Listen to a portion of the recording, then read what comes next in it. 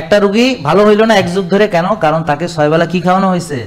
চিনি, প্রদাহ, আমার কথা বুঝতে পারছেন? ইনফ্লামেশন, সাদা চিনি, সাদা লবণও সাথে আছে, ল্যাকটোজ আছে, ফ্রুক্টোজ আছে। ফলের চিনি কি? ফ্রুক্টোজ। দুধের চিনি কি?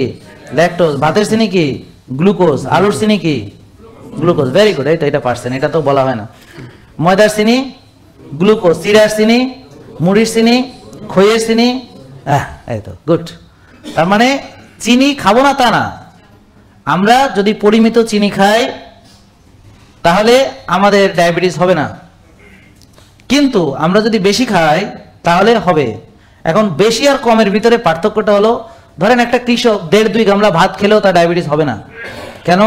কারণ সে ওগুলো বার্ন করে আর আমরা জমায় রাখি। এই জন্যে প্রবলেমটা ভাতের না, প্রবলেমটা আমাদের চলাফেরার, কায়িক শ্রমের।